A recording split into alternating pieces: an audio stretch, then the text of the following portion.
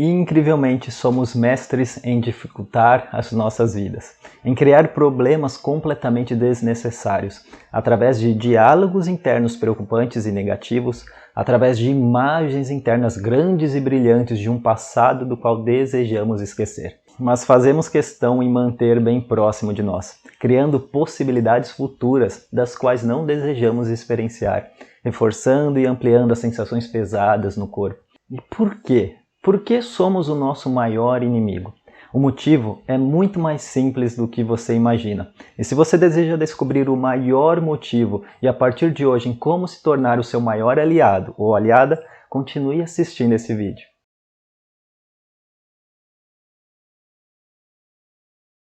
Olá, eu me chamo Anderson Lopes. Você já se perguntou por que tendemos a criar mais problemas do que soluções? A criar mais dor do que prazer? E por mais que desejamos mudar e se tornar mais positivos, tendemos mesmo assim a continuar criando problemas e sofrimento. E de que forma exatamente? Gerando dificuldades em mudar, gerando barreiras para um novo eu mais positivo, mais harmônico, mais centrado. No meu consultório terapêutico, se eu pergunto para o meu cliente, me diga, você sabe que é você que está criando este problema, não é mesmo? A grande maioria, sem dúvida nenhuma, dizem, sim, eu sei disso.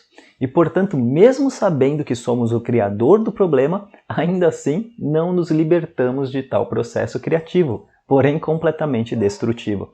E, portanto, apenas o fato de reconhecermos que estamos criando internamente problemas em diversos contextos em nossa vida não resolve o problema, não gera uma mudança nesse hábito negativo.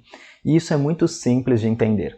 Por exemplo, uma pessoa que sabe que precisa emagrecer e ainda come besteiras todos os dias, de forma descontrolada. O saber não resolve.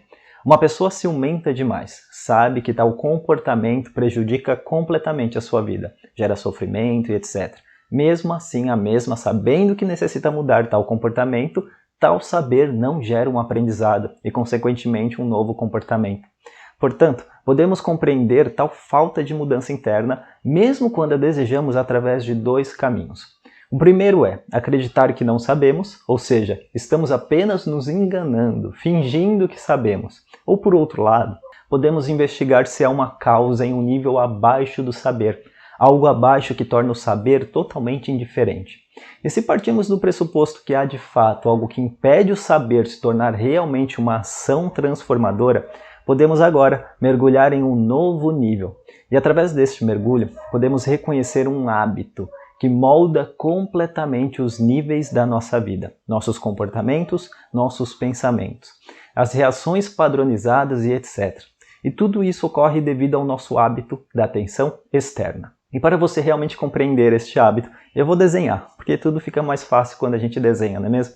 Então, imagine que você é este círculo bem ao centro. No entorno, há um outro círculo extremamente maior que você. Fora desse círculo estão os acontecimentos da vida. Por exemplo, aqui está o seu relacionamento e tudo que ocorre no nível dos relacionamentos. Aqui está o seu trabalho.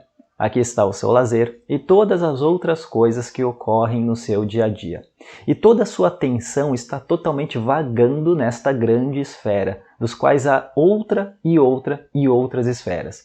E vamos agora nos direcionar para a esfera do relacionamento. Quando olhamos de perto essa esfera, encontramos as situações que estão associadas ao relacionamento. Por exemplo, a sua companheira ou seu companheiro largou você. Simplesmente deixou uma carta e foi embora.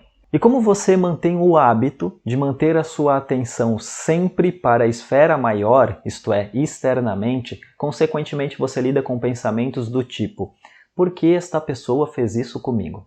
Ela mentiu para mim, eu não merecia isso. Ela jamais devia ter feito isso comigo, ela me tornou uma pessoa extremamente infeliz. Eu jamais vou me relacionar com outra pessoa. Essa pessoa acabou comigo e etc. Em um outro exemplo, vamos para a esfera do trabalho. O seu chefe o convidou para uma reunião e você descobriu que o mesmo vai remover as bonificações do seu salário. E com isso você vai receber 40% menos do que já estava habituado a receber. E como a sua atenção vagueia nessa esfera, isto é, apenas com a atenção externa, os seus pensamentos são: como ele pôde fazer isso comigo? O meu chefe acabou com a minha vida. Por causa dele, vou ter que trabalhar o dobro ou até mesmo encontrar outro emprego. Por causa dele, não vou mais ter tempo para minha família. Por que ele fez isso comigo? Eu não mereço isso, e etc. E aqui está um hábito totalmente destrutivo, a atenção totalmente externa. E quando a atenção está totalmente externa aos acontecimentos, não importando em qual esfera, você se torna uma vítima dos acontecimentos. E por que isso ocorre? Porque tudo que está no externo, você não pode controlar. Você não pode controlar as pessoas e certos acontecimentos. Você não pode controlar o tempo. No entanto, quando o foco está apenas externo, você tenta controlar o que não é controlável.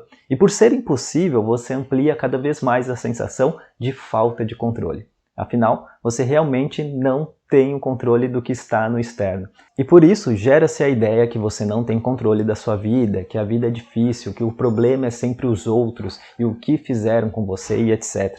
E o mesmo que você saiba que precisa mudar algo, você simplesmente não consegue, porque a sua atenção está exclusivamente para o externo, onde não é possível gerar mudanças. Mas agora, vamos retornar para o centro, para a nossa primeira e pequena esfera. Nessa esfera, vamos denominar de interno, ou para facilitar, apenas centro. E aqui está você, exatamente no centro. E tudo que está dentro dessa esfera você tem total controle, isto é, você pode mudar facilmente tudo que está ocorrendo aqui dentro. No exemplo em que a sua companheira ou companheiro largou você, ao manter a sua atenção para esta pequena esfera denominada de interno, você controla a forma como você utiliza o diálogo interno. E por você ter o controle, você pode escolher as palavras como, por exemplo, ao invés de "por que ela ou ele me deixou", você pode mudar para "talvez era o momento de seguirmos cada um para um novo caminho". Você pode facilmente criar novos significados para o que ocorreu externamente, como por exemplo, se isso ocorreu, chegou o momento de seguir em frente e me cuidar mais, ser mais amoroso comigo mesmo, aumentar minha autoestima, criar um relacionamento mais forte comigo mesmo. E agora, você pode simplesmente escolher como você vai sentir e qual o significado que você vai criar para tal acontecimento externo, podendo escolher gerar sofrimento ou gerar aprendizado e amadurecimento. E a verdade é que quando estamos na esfera central, com a atenção interna, e descobrimos que temos escolhas, tendemos a criar processos internos que geram aprendizado e autorrealização. Afinal, temos escolhas, e dentro dessa esfera há diversas possibilidades. No outro exemplo, do qual o chefe removeu as bonificações. Ao manter a minha atenção interna, no centro, escolho obter pensamentos do tipo, já que isso aconteceu, talvez seja um momento de eu procurar um outro trabalho que me valorize e que me pague o que de fato eu mereço. Ou um novo significado. Este é o momento de eu realmente viver o meu sonho e abrir o meu próprio negócio. Ou seja, mais uma vez, internamente a tendência de criar processos internos e significados para a experiência interna que gere aprendizado ou amadurecimento. E com isso, tudo se resume a direcionar a nossa atenção para o que de fato podemos realmente mudar. O seu diálogo interno, as imagens internas, as sensações e os significados. A vida nem sempre vai ser justa. E não podemos controlar as ações das outras pessoas por mais próximas que elas sejam. No entanto, podemos mudar facilmente a nós mesmos, momento a momento, criando novas representações internas ou modificando nosso diálogo interno. É simplesmente sair da vítima para o protagonista. Modificar o direcionamento da atenção para acontecimentos externos para a direção interna. É retornar para o centro.